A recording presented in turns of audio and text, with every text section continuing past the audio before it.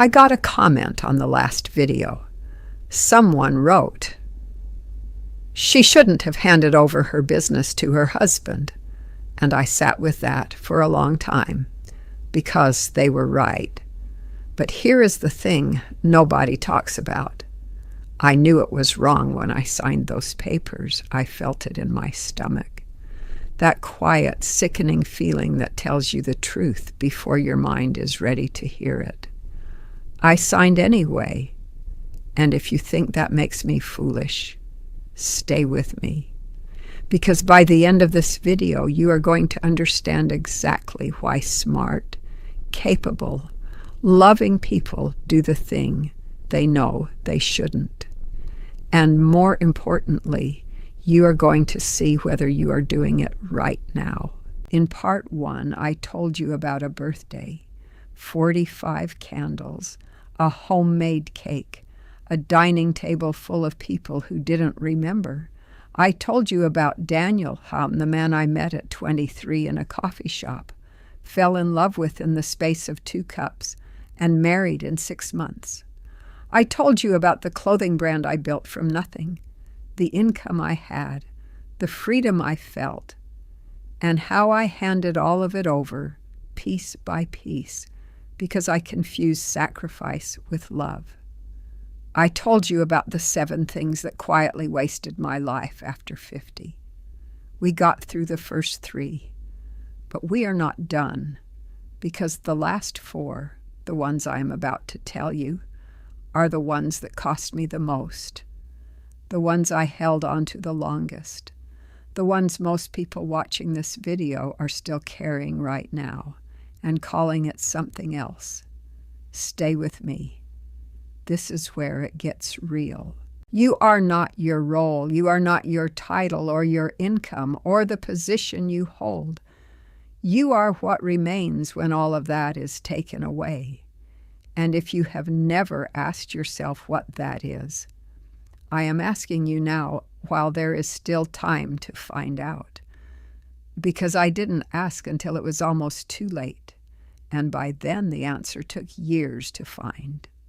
The third thing I saw when I looked back, and this one still stings, even now at 99, is how long I stayed in things that had stopped serving me. Not just the marriage, everything. Friendships I had outgrown. Habits that were keeping me small. Ways of thinking I had inherited from people who were themselves afraid. Projects I had poured years into that were never going to become what I hoped. But I couldn't put them down because I had already invested so much. There is a trap that nobody talks about. It's the trap of the sunk cost. The idea that because you have already given so much time, so much energy, so much of yourself to something, walking away would mean that all of it was wasted. So you stay. Not because staying is good for you, not because staying is moving you forward, but because leaving feels like admitting that the years you already gave were for nothing. I stayed in my marriage 11 years longer than I should have. 11 years, not because things were good, not because I still believed it could be what I had once hoped, but because I had already given so much, and I was afraid that if I left, I would have to face the fact that I had spent the best years of my life on something that was never going to work. The sunk cost kept me prisoner, and the cruel irony, the thing that keeps me up even now, is that staying didn't protect those years. Staying just added 11 more to the pile. Walking away is not failure. Walking away is the moment you finally value your future more than you mourn your past. It is the bravest, quietest, most underrated form of wisdom I know. And I wish someone had told me that when I was 42 and sitting in a marriage that had become a performance, still telling myself that loyalty meant endurance. It doesn't. Loyalty to yourself means knowing when something has ended, even if nobody else has said so yet. The fourth thing I had to look at was the one that felt most virtuous at the time and cost me the most in the long run. I lived by obligation. I showed up everywhere I was supposed to be. Every family gathering, every event, every commitment someone else had made on my behalf and simply assumed I would honor. I was the woman who never said no. I was dependable. I was present. I was the one people could always count on. And behind all of that, behind the smile and the yes and the, of course I'll be there, I was quietly disappearing because I was showing up everywhere except where I actually wanted to be. I wanted to travel. I didn't. I wanted to go back to building something of my own. I didn't. I wanted to spend Sunday mornings in silence with a book and a cup of tea instead of at yet another function I had no genuine desire to attend. I didn't do that either. I kept giving my time to rooms that didn't need me, to commitments that had long since expired, to a version of myself that existed purely to meet other people's expectations. And nobody asked me to do this. That is the part that is most difficult to admit. Nobody held a gun to my head and said, "Show up." I chose it. Over and over again, I chose the obligation over the desire, the expectation over the truth, the comfort of being needed over the discomfort of being honest. If it is not chosen freely, it costs you more than you realize. Every time you say yes when your whole body is saying no, you are making a small withdrawal from your own account, and those withdrawals compound, slowly, quietly, until one day you reach inside for something you need, energy, joy, the will to try something new, and you find the account is empty. I found mine empty at 58. The fifth thing, I spent years needing to be right, in arguments with Daniel, in disagreements with my children, in conversations with people whose opinions genuinely did not affect my life in any meaningful way. I had an instinct, fast, fierce, automatic, to defend my position, to win, to make sure that whoever was in the room understood clearly and finally that I was correct. And I was correct often. I won arguments constantly. I also lost friends, lost evenings, lost the easy warmth that should have existed between me and my children, lost the closeness with Richard that might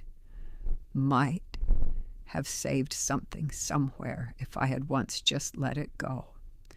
I won the argument, and I walked out of the room alone. There is a question I ask myself now that I wish I had asked myself 40 years ago. It is a simple question. Before you open your mouth to fight, ask yourself, do I want to be right or do I want to be at peace? Because those are not always the same thing. In fact, more often than not, they are opposites. Silence is not weakness. Silence is not surrender. Silence at the right moment is the most powerful choice in the room. It says, I am not willing to trade my peace for a point. I am not willing to burn down the warmth between us for the satisfaction of the last word. I wish I had been silent more. I wish I had let more things go. Not because I was wrong, but because being right was never as valuable as I believed. The sixth thing I saw when I looked back filled me with a particular kind of grief, because this one was about people I loved. I had energy vampires in my life, not strangers, not enemies, people I called friends, people I showed up for, people I answered the phone for at midnight, people I rearranged my schedule for, canceled on other people for, gave the best of myself to, over and over and over again. And they took it, not viciously, not with malice. Some of them probably didn't even know they were doing it. They just kept taking, and I kept giving, and I called it love and loyalty and being a good friend. But one day, I think I was 63, sitting in my car after a 2-hour phone call with a woman I had known for 30 years. I realized I was exhausted in a way I couldn't explain. She hadn't said anything cruel. She hadn't asked for anything unreasonable. She had just done what she always did, talked about herself, her problems, her fears, her needs, for 2 full hours without once asking how I was. And I had let her, every time, for 30 years. Not everyone deserves access to your energy. That is not a cruel thing to say. That is not selfishness. That is the quiet, necessary truth that I wish someone had said to me at 35, instead of letting me arrive at 63 to discover it myself, hollowed out by a friendship that only ever moved in one direction. Protecting your peace is not cruelty. It is survival. It is the only way to remain whole enough to genuinely give to the people who give back. Comment below. Which of these 6 has cost you the most? I read every single one, and stay with me. Because number 7 is the one that changes everything, the 7th thing, the one that sat at the center of all the others, the one that, if I am being completely honest with you, was the root of most of the damage, the one I am most ashamed of. Not because it was wrong to feel, but because I let it run my life for so long. I spent decades expecting people to change, not strangers, the people closest to me, the people I loved most fiercely and stayed with longest. I looked at Daniel, at the man who had taken my store, drained my savings, failed at every idea, and never once apologized for what he had cost me. And I did not see who he was. I saw who I believed he could become. I convinced myself that if I loved him well enough, he would eventually become that person. That if I stayed patient enough, supportive enough, forgiving enough, one day he would look at me with recognition and gratitude and say, I see you. I see what you gave. I see who you are. He never said it. Not once. In 22 years of marriage, he never once looked at me the way I had looked at him in that coffee shop when I was 23, and believed I had found the man of my dreams, and the children, my children, who I had poured every ounce of myself into raising. They became who they became. Marcus always wanting something, never pausing to give. Temi, sharp-tongued and restless, treating home like a hotel and me like the staff. I kept waiting for them to become different. I arranged the table carefully for every birthday, mine and theirs. I showed up to every argument willing to be the one who extended the olive branch. I baked the cake. I piped the little yellow flowers at midnight. I kept trying to find the version of this family that existed in my imagination, the warm, grateful, present version, and I kept colliding with the one that was real.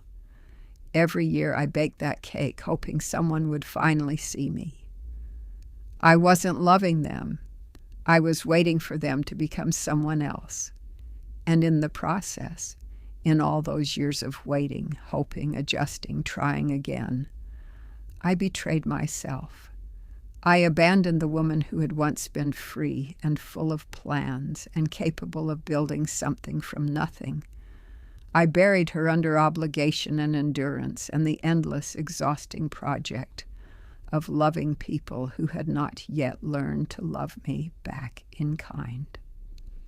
I lost years to that project. I lost the version of my 50s I could have had, the travel I kept putting off, the business I kept telling myself I would go back to once things settled at home, the friendships I let thin out because I was too drained from the ones that took everything to invest in the ones that might have given something back.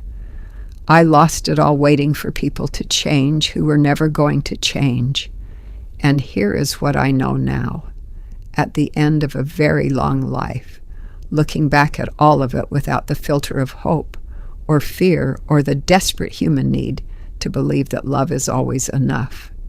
People show you who they are, not in their best moments, not in the speeches or the promises or the times they know they are being watched. They show you in the quiet, repeated, ordinary moments, in the way they respond when you carry a birthday cake to the table, in the way they reach for their phone before they reach for you, in the way a door clicks shut and they never look back. Clarity is not cruelty. Clarity is accepting people as they are, not as you wish them to be, not as they once promised to become, not as they appear on the days they are trying, as they are. When you stop waiting for someone to change, something remarkable happens. You get your life back, not the life you imagined with them, your actual life, the one that belongs to you, that has always belonged to you, that has been sitting patiently in the corner while you were busy investing in a version of reality that was never going to arrive. I got my life back at 67. I left Daniel at 67 years old, after 44 years of a marriage that had ended spiritually somewhere around year 12. I started over again for the second time, with nothing but clarity and the stubborn refusal to waste another single day on things I could not change. It was the best decision I have ever made. After 50, time stops feeling endless. You start to feel it, not just see it, slipping through small, unnoticed choices. The decision to stay when you should have gone. The yes when every cell in your body was screaming no. The morning you woke up and chose endurance over joy, again because joy felt selfish and endurance felt noble. The problem was never time. The problem was where I spent it without thinking. So here is what I want to say to you, directly, clearly, with every year of this long life behind it. If you are over 50, this is your warning. The window is not closed, but it is no longer wide open. Every day you spend competing. Every day you spend living by obligation. Every day you spend waiting for people who have already shown you who they are is a day you cannot get back. If you are younger, this is your advantage. You have time I did not know I was losing. Use it differently. Use it intentionally. Use it on people who give back, on work that is actually yours, on a life that belongs to you and not to everyone else's expectations of you. You do not need more time. You need more awareness. That birthday, the one where I sat alone with my 45 candles, was the last year I let it happen. Not because they changed, but because I finally did. I stopped baking cakes for people who couldn't remember the date. I stopped setting the table hoping for a different family to arrive. I stopped waiting, and in the space that waiting had always occupied, I finally found myself again, the woman I had been at 23, still there, still capable, still, despite everything, full of something. I had just been too busy hoping to notice. You don't realize you're wasting your life until you finally see what matters. If this story reached something in you, like this video, it takes 1 second, and it helps this reach the person who needs it most right now. If you want more honesty like this, more stories that actually say the things most people won't, subscribe. I promise you will not regret it. And leave me a comment. Tell me which one of these 7 you are still holding on to. I read every single one because you came this far, and that tells me you are ready to let something go.